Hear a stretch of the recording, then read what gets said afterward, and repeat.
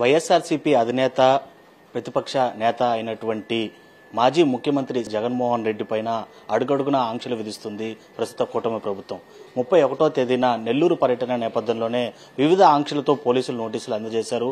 అసలు ఆ నోటీసుల్లో ఏం పొందుపరిచారు, అదేవిధంగా జగన్మోహన్ రెడ్డి యొక్క పర్యటన వివరాలు ఏ విధంగా ఉన్నాయి, మనతో మాట్లాడడానికి ఎమ్మెల్సీ చంద్రశేఖర్ రెడ్డి గారు ఉన్నారు. సార్ నమస్తే. ప్రతిసారి చూస్తున్నాం జగన్మోహన్ రెడ్డి గారు పర్యటిస్తున్నారు అంటేనే కూటమి ప్రభుత్వంలో ఒక రకమైనటువంటి జీర్ణించుకోలేనటువంటి ఒక పరిస్థితి ఏర్పడుతూ ఎనలేని ఆంక్షలు విధిస్తున్నటువంటి పరిస్థితి ఉంది. ఈ నెల 31వ తేదీన నెల్లూరు పర్యటన నేపథ్యంలోనే ఎలాంటి ఆంక్షలతో కూడినటువంటి నోటీసులు తమకు పోలీసులు అందజేశారు? మొదటగా ఎప్పుడూ లేని కల్చర్ ప్రధానంగా ఆంధ్ర రాష్ట్రంలో కానీ నెల్లూరు జిల్లాలో అయితే ఎప్పుడూ కూడా మాజీ ఎమ్మెల్యేలుగా పనిచేసినటువంటి వ్యక్తుల మీద, మంత్రులుగా పనిచేసినటువంటి వాళ్ళ మీద, ఇటువంటి వాళ్ళ మీద కేసులు పెట్టి, అక్రమ కేసులు పెట్టి నిర్బంధించడం అనేది ఎప్పుడూ చూడలే. మరి టీడీపీ కూటమి ప్రభుత్వం వచ్చిన తర్వాత కాకాని గోవర్ధన్ రెడ్డి గారిని మొట్టమొదటిగా ఒక అక్రమ కేసు, ఆయనకు సంబంధం లేనటువంటి ఒక కేసులో ఆయన అరెస్ట్ చేయడం కానీ, దాని మీద సుమారుగా ఎక్స్టెన్షన్గా 16 కేసులు పెట్టారు. అంటే ఆ ఒకటి కాకుండా మొత్తం 17 కేసులు పెట్టారు. వాటి మీద పీటీ వారెంట్లు పెట్టి 2 నెలలు దాటినా కూడా ఆయనని జైల్లోనే నిర్బంధించినటువంటి తీరు ఈరోజు నెల్లూరు జిల్లాలో ఉన్నటువంటి ప్రతి ఒక్కరూ కూడా కూటమి ప్రభుత్వాన్ని అసహించుకుంటా ఉన్నారు. దానికి తోడు ఇటీవల కాలంలో నల్లబెడ్డి ప్రసన్న కుమార్ రెడ్డి గారి ఇంటి మీద చేసినటువంటి దాడి అయితే అత్యంత జుగుప్సాకరం. మేము ఎప్పుడు కూడా నెల్లూరు జిల్లాలో ఇట్లాంటి కల్చర్ చూడలే. ఇంటి మీదకి వచ్చి దాడి చేయడం, మనుషులుంటే చంపేయాలనే ఆలోచనతో రావడం. ఎక్కడో బీహార్లో జరుగుతాయనో లేకుంటే ఆఫ్ఘనిస్తాన్ లాంటి దేశాల్లో జరుగుతాయని విన్నామే కానీ ఇక్కడ ఆంధ్ర రాష్ట్రంలో ప్రధానంగా నెల్లూరు జిల్లాలో ఇట్లాంటి కల్చర్ అయితే ఎప్పుడు చూడలే.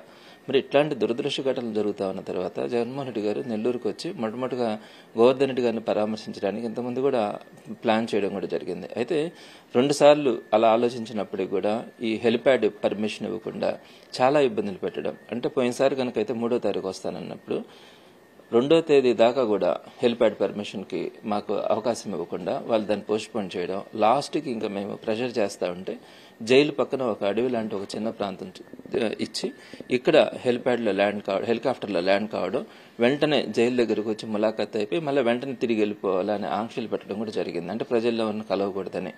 సో అది 24 గంటల్లో ఆ జంగిల్ క్లియరెన్స్ కానీ, రోడ్స్ ఫార్మేషన్ కానీ సాధ్యం కాదని చెప్పి ఆ రోజు విరమించుకోవడం కూడా జరిగింది. మరి ఆ తర్వాత జరిగినటువంటి నల్లబెడ్డి ప్రసన్న కుమార్ రెడ్డి గారు కానీ, అలానే అనిల్ కుమార్ యాదవ్ గారి మీద కానీ ఇట్లాంటి అనేకమైనటువంటి కేసులు కూడా బనాయిస్తా ఉన్నప్పుడు తప్పకుండా ఏదైతే ఇక్కడ జరుగుతా ఉన్నటువంటి విషయాలన్నింటినీ కూడా తెలుసుకుని వారి కుటుంబ సభ్యులను పరామర్శించడంతో పాటు జరుగుతున్న పరిణామాల మీద అటు కూటమి ప్రభుత్వ నాయకులను కానీ అధికారులను కానీ కూడా ఒక గట్టిగా చెప్పాల్సిన అవసరం ఉంటుందన్న ఆలోచనతో రేపు 31వ తారీఖున అంటే గురువారం రోజున జగన్మోహన్ రెడ్డి గారు నెల్లూరుకు రావడానికి షెడ్యూల్ చేసుకోవడం కూడా జరిగింది. అయితే ఈ క్రమంలో ఈ హెలిప్యాడ్ మేము కూడా కాంప్రమైజ్ అయినాం. సరే మీరు ఏదైతే చెప్పినారో అక్కడే దిగి అక్కడ ములాఖతులో గోవర్ధన్ రెడ్డి గారిని కలవడం కానీ, ఆ తర్వాత అక్కడి నుంచి బై రోడ్ నల్లబెడ్డి ప్రసన్న కుమార్ రెడ్డి గారిని ఇంటికి వచ్చి పరామర్శించడం, ఈ 2 కార్యక్రమాలు కూడా మేము ప్లాన్ చేసుకోవడం కూడా జరిగింది. అయితే ఈ క్రమంలో వాళ్ళు మొన్నటి రోజున రాత్రి 11 గంటలప్పుడు ఇంటికి వచ్చి ఒక నోటీస్ ఇచ్చినారు. ఆ నోటీసులు ఎలా ఉందంటే జగన్మోహన్ రెడ్డి గారు హెలిప్యాడ్ లో ఆయన ల్యాండ్ అయిన తర్వాత అక్కడ 10 మంది మాత్రమే ఉండాలా, అక్కడి నుంచి జైలు దాకా వచ్చినప్పుడు కూడా కేవలం 10 మంది మాత్రమే ఆయనతో పాటు ఉండాలా అనేది మొదటి ఆంక్ష. అలానే రెండవది జగన్మోహన్ రెడ్డి గారి పర్యటనలో కేవలం 3 వెహికల్స్ మాత్రమే ఆయనతో పాటు ట్రావెల్ కావాలని చెప్పడం. ఇకపోతే మూడవది నల్లబెడ్డి ప్రసన్న కుమార్ రెడ్డి గారి ఇంటి దగ్గర అసలు గ్యాదరింగే ఉండకూడదు, అంటే ఒక్క మనిషి కూడా ఉండకూడదు అని. ఇవి సాధ్యమవుతాయా? ఏదైనా శ్మశానంలో ఉన్నామా లేకుంటే సొసైటీలో ఉన్నామా? అంటే ఒక్కరు కూడా నల్లబెడ్డి ప్రసన్న కుమార్ రెడ్డి గారి ఇంటి దగ్గర ఉండకూడదు అనడం. జగన్మోహన్ రెడ్డి గారు అంటే దేశంలోనే ఒక పాపులర్ అయినటువంటి ఒక పొలిటీషియన్ కానీ, ఒక మంచి మనసు ఉన్నటువంటి వ్యక్తి వచ్చినప్పుడు, జిల్లాకు వచ్చినప్పుడు కేవలం 3 వెహికల్స్ మాత్రమే ఆయనతో పాటు ఉండాలని చెప్పి కోరుకోవడం. అలానే హెలిప్యాడ్ దగ్గర కానీ, జైలు దగ్గర కానీ 10 మంది మాత్రమే ఉండాలని కోరుకోవడం. ఇవన్నీ కూడా చాలా అసంబద్ధమైనటువంటి విషయాలు. సో ఆ నోటీస్ తీసుకోవడానికి నిరాకరించిన తర్వాత నిన్నటి రోజున మళ్ళీ ఇంకొక రివైజర్ నోటీస్ ఇచ్చినారు. దాంట్లో 10 మంది ఉండాలన్నది కానీ అట్లనే పెట్టినారు. ప్రసన్న కుమార్ రెడ్డి గారి ఇంటి దగ్గర గ్యాదరింగే ఉండకూడదని పెట్టినారు. కాకపోతే కార్లు మాత్రం 3 కార్లు కాకుండా 15 కార్లకు దాన్ని ఎక్స్టెన్షన్ చేసి నోటీస్ ఇవ్వడం కూడా జరిగింది. అసలు ఎక్కడైనా కూడా చూసినామా మీరు జగన్మోహన్ రెడ్డి గారి గురించి పదే పదే చెప్తా ఉంటారు ఆయన ఒక పులివెందుల ఎమ్మెల్యే, ఒక ఎమ్మెల్యేని మేము అంత ప్రాధాన్యతని ఇవ్వాల్సిన అవసరం లేదని. మరి ఈరోజు ఎందుకు మీరు ఎస్పీ కానీ అంతమంది డిఎస్పీలు, కానిస్టేబుల్స్ ఇంతమంది మీరు మోహరించడం కానీ ఎక్కడా కూడా ఆయనకి మొబిలైజ్ కాకూడదని మీరు మెన్షన్ చేసిన నాకు ఇచ్చినటువంటి నోటీసులో జగన్మోహన్ రెడ్డి గారు పర్యటించినటువంటి 4 ప్రాంతాల్లో హ్యూజ్ గ్యాదరింగ్స్ వస్తూ ఉన్నాయి. అంటే కొన్ని వేల మంది వస్తూ ఉన్నారు. కాబట్టి ఇక్కడ మేము రెస్ట్రిక్షన్స్ పెట్టాల్సి వస్తుందని మీరు చెప్తా ఉన్నారు. అంటే మీ మనసుకు మీకు అర్థమవుతుందా జగన్మోహన్ రెడ్డి గారు ఒక శక్తి అని అన్నది, జగన్మోహన్ రెడ్డి గారి మీద ఎట్లాంటి ఆధారం అనేది ఇప్పటికైనా మీకు అర్థమై ఉంటుంది. సో ఇవన్నీ కూడా 2 కారణాలు. ఒకటి జగన్మోహన్ రెడ్డి గారి మీద ఉన్నటువంటి అభిమానము, రెండోది కూటమి ప్రభుత్వం ఘోరంగా ఫెయిల్ కావడం. ఏదైతే అత్యంత ఘోరంగా వారు ఇచ్చినటువంటి హామీలన్నింటినీ కూడా మోసపూరితంగా ఇచ్చినారు. అంటే తెలుసు వాళ్ళకి మేము చేయమని తెలుసు, మోసం చేసి ఈరోజు చేయగలిగినట్టు కూడా చేయకుండా ప్రజలందరినీ కూడా ఈరోజు మోసం చేసినటువంటి తీరు ఆగ్రహావేశాలతో ఉన్నారు. ఒకవైపు పల్నాడులో జరిగినటువంటి పర్యటన కావచ్చు, బంగారుపాలెం పర్యటనలో కావచ్చు, ఇలాంటి ఆంక్షలు కూడా విధించడం జరిగింది. అయినా ప్రజలు స్వచ్ఛందంగా పాల్గొన్నటువంటి పరిస్థితిని కల్లారా చూశారు వీళ్ళు. వాళ్ళపైన కేసులు కూడా బనాయించినటువంటి పరిస్థితి. సో ఇవాళ నెల్లూరు పర్యటనలో ఇదే రిపీట్ కాబోతుందా? వాళ్ళందరిపైన స్వచ్ఛందంగా వస్తే కూడా కేసులు బనాయించేటువంటి పరిస్థితి ఉంటుందా? సో ఇదే మేము వింటా ఉన్నాం. నిన్నటి రోజున ఒక నోటీసులో ఎవరెవరు బాధ్యత తీసుకుంటారు అంటే రేపటి రోజున ఏదైనా కనుక ఉల్లంఘనలు జరిగితే ఎవరి మీద కేసులు పెట్టాలా అనే ఆలోచనతో నిన్నటి రోజున రెస్పాన్సిబుల్ పర్సన్స్ అని చెప్పి తీసుకున్నారు. దీంతో పాటు నేను ఉదయం నుంచి వింటా ఉన్నాను, అన్ని పోలీస్ స్టేషన్స్లో కూడా ఇంపార్టెంట్ వైఎస్ఆర్సీపీ లీడర్స్ అందరికీ కూడా నోటీసులు ఇచ్చి వారందరూ కూడా కనుక జగన్మోహన్ రెడ్డి గారి కార్యక్రమానికి కనుక వెళ్లే పని అయితే అరెస్టులు చేస్తామని వారందరినీ కూడా బెదిరిస్తా ఉన్నారని విన్నాం. సో మరి ఇవన్నీ కూడా చూస్తూ ఉంటే అత్యంత దారుణమైనటువంటి పరిస్థితులు మన ఆంధ్ర రాష్ట్రం ఉంది. ప్రత్యేకంగా నెల్లూరు జిల్లాలో అయితే ఎప్పుడు కనివిని ఎరుగని పరిస్థితులు ఉన్నాయి. మరి ఇంకా మనకు 2 days ఉంది జగన్మోహన్ రెడ్డి గారి ప్రోగ్రామ్కి. ఈ 2 రోజుల్లో ఎంతటి పరిస్థితులకి దారి తీస్తారా అనేది కూడా చూడాలి. అంటే ఇక్కడ నేను ఒకటి కూడా ఆలోచిస్తా ఉన్నాను, ఈ అధికారులు ఏదైతే మా మీద ఇలా ఒత్తిడి చేస్తా ఉన్నారో అధికారులు కూడా బాధపడుతున్నారు, వాళ్ళు కూడా సిగ్గుపడుతున్నారు ఇది మనం చేసే తప్పని. కాకపోతే వాళ్ళకు ఉన్నటువంటి రాజకీయ నాయకుల ద్వారా, కూటమి ప్రభుత్వం ద్వారా వచ్చినటువంటి ఒత్తిడి కారణంగా వీళ్ళు కూడా ఈ విధంగా చేయాల్సి వస్తూ ఉంది. తప్పకుండా కూడా ఒకటి గుర్తుపెట్టుకోవాలా, ఎప్పుడు కూడా రోజులు ఒకటేలాగా ఉండవు. రేపటి రోజున వైఎస్ఆర్సీపీ వచ్చినప్పుడు మీరందరూ కూడా ఈ రోజు ఇంత అక్రమంగా చేస్తున్నటువంటి వారందరూ కూడా దీనంతా కూడా అనుభవించాల్సిన పరిస్థితి వస్తుంది. కాబట్టి ఇవన్నీ ఇంత ప్రెషర్ చేస్తా ఉన్నా కూడా వైఎస్ఆర్సీపీ పార్టీ కార్యకర్తల నాయకులు ఏ ఒక్కరు కూడా ఆలోచించే పరిస్థితి లేదు. మీరు కేసులు పెడతారా, పెట్టుకోండి, ఎన్నెన్ని పెడతారు, ఎంతమంది మీద పెడతారు, అన్నిటిని బరాయించడానికి కూడా సిద్ధంగా ఉన్నారు. ఈరోజు ప్రజలు పడుతున్నటువంటి బాధలతో కార్యకర్తల నాయకులు ఆ బాధలు పడడానికి కూడా ఎలాంటి ఇబ్బంది లేకుండా రేపటి రోజున ముందుకు వచ్చే పరిస్థితి అయితే ఉంటుంది. ప్రధానంగా జగన్మోహన్ రెడ్డి పర్యటనని అన్సక్సెస్ చేయడానికే పూనుకున్నటువంటి కూటమి ప్రభుత్వం రేపు ఎల్లుండి అంటే 31వ తారీఖున జరిగేటువంటి పర్యటన నేపథ్యంలోనే హౌస్ అరెస్టులు, అదేవిధంగా ప్రజలను ఎక్కడికక్కడ నిర్బంధించేటువంటి కార్యక్రమాలు జరుగుతాయి. ఎవరు స్వచ్ఛందంగా పాల్గొనేటువంటి అవకాశాలు కూడా లేకుండా బ్యారిగేట్లు వేస్తారు, తాళ్లు కడతారు, పోలీసులు పెట్రోల్ బంకులు మూయించేటువంటి పరిస్థితి ఉంటుంది. సో ప్రధానంగా ఆ పర్యటన ఫెయిల్ చేయడానికే వాళ్ళు కంకణం కట్టుకున్నటువంటి నేపథ్యంలోనే ప్రజలు కూడా ఎలా వచ్చేటువంటి పరిస్థితులు కనిపిస్తాయి.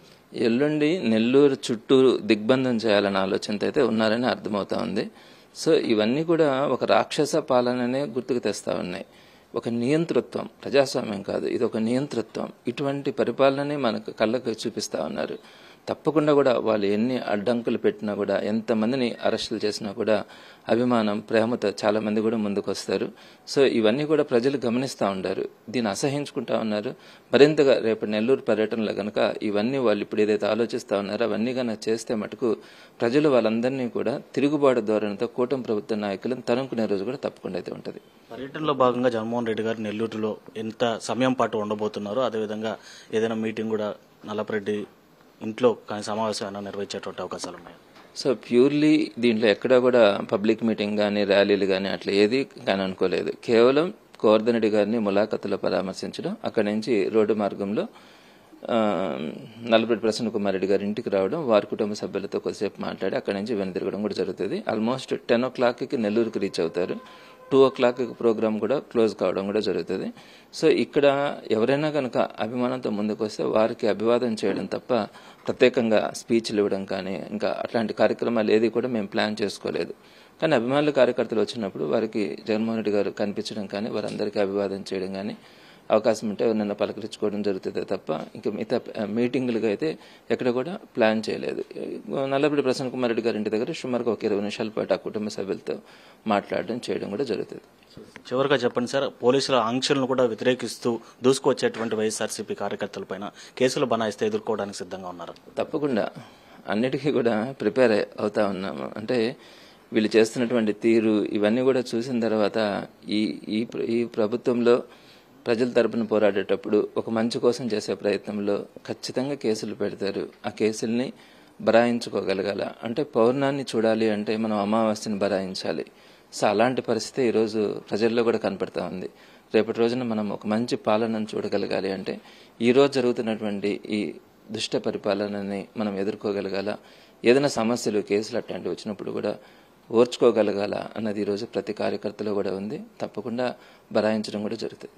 Right sir, thank you.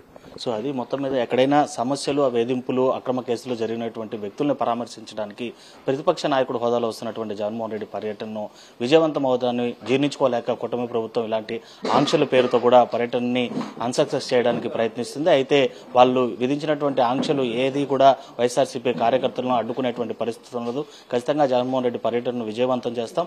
అదేవిధంగా ఏదైతే పోలీసులు కేసులు పెడతారనే వాటికి కూడా ఖచ్చితంగా వైఎస్ఆర్సీపీ నేతలు ఏనాడు కూడా భయపడేటువంటి పరిస్థితి లేదని చెప్పి కూడా ఎమ్మెల్సీ చంద్రశేఖర్ రెడ్డి స్పష్టం చేస్తున్నటువంటి పరిస్థితి. వీడియో జర్నలిస్ట్ వీరభద్రతో లోకేష్, సాక్షి టీవీ, నెల్లూరు.